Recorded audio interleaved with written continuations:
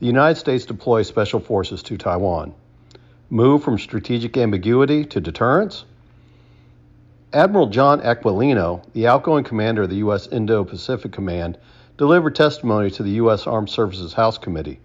Admiral Aquilino testified that the war in the Pacific was not imminent and was not ultimately avoidable, but he also did state that the People's Republic of China, PRC, or simply China, would have the capability to invade the Republic of China, Taiwan, by 2027.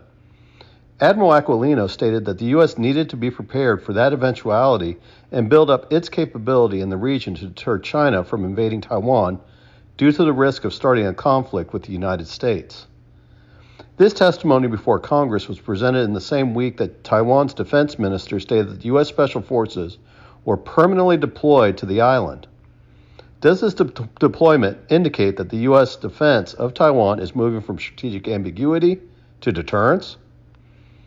The U.S. has confirmed that there are troops from the 1st Special Forces Group deployed to Taiwan, but did not give the numbers, but it is estimated between 100 and 200 soldiers.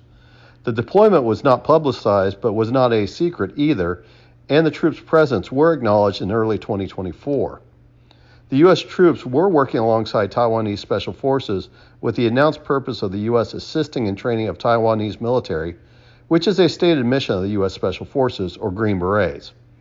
The Taiwanese Defense Minister, Chiu Kuo-cheng, is the official who stated that the U.S. deployment was permanent, and he provided the location of the U.S. deployment as the Kinmen Islands.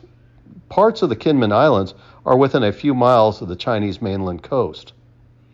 The U.S. has deployed a few dozen troops to Taiwan at a time in the past, but they have all been deployed on an announced temporary basis. Admiral Aquilino denied before the Congressional Committee that the deployment was permanent, but also would not describe the deployment in a public hearing. The increase from a few dozen troops on a temporary deployment up to a few hundred troops on an unspecified deployment duration appears as a significant change in the U.S. defense orientation in regard to Taiwan in what appears to be from strategic ambiguity to deterrence. The U.S. Taiwanese policy since the 1970s is one of strategic ambiguity. It was assumed the U.S. would defend Taiwan in the case of an invasion, but it was not official policy, nor did the U.S. discuss potential reaction to an invasion of Taiwan. This left China and other U.S. adversaries unsure if the U.S. would involve itself in a Chinese invasion of Taiwan. The deployment of a larger number of U.S. troops into Taiwan means that the U.S. is moving to a deterrence posture. This is because a Chinese invasion would most likely confront American troops and create American casualties, which increases the likelihood of U.S. involvement in the war. This small number of U.S. troops serve as a tripwire and greatly increases the risk to China that an invasion of Taiwan will lead to war with the U.S. This also means that the U.S. is moving from closer to a public acknowledgement that it will be involved in the defense of Taiwan. There are risks to such a decision by the U.S.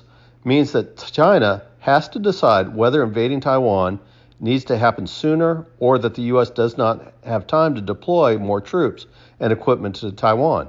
The longer the Chinese wait to invade Taiwan, the stronger the defenses will get as more U.S. assets deploy to Taiwan.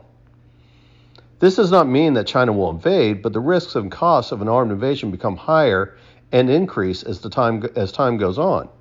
China may have assumed that the U.S. would get involved in an invasion of Taiwan, but with the loss of American military lives at the hand of the Chinese would result in the U.S. public being much more likely to support a war against China.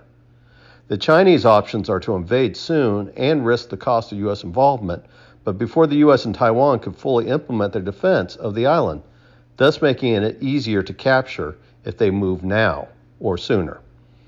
Or it could wait and build up its military capabilities and seek a decisive confrontation with the United States and its allies in the region. This would mean that both the Chinese and the U.S. and its allies are telegraphing to each other they will resort to armed force to settle the dispute over Taiwan. A new Cold War in Indo-Pacific region would be the result. A true strategy of deterrence could sway China to abandon the idea of invading Taiwan because the cost might become too high. This may make China to choose a campaign to seek reunification with Taiwan through peaceful means, or change its Asia-Pacific policy altogether by abandoning reunification goals. The other side of it is that the U.S. is committing itself to a potentially costly conflict, or at the very least an expensive new Cold War, if China does not change its position on forceful reunification of Taiwan. The context of Admiral Aquilino's testimony and warning of China being ready for war by 2027 has a more dire meaning with the decision for permanent deployment of U.S. troops miles from the Chinese coast, and is not an ambiguous meaning.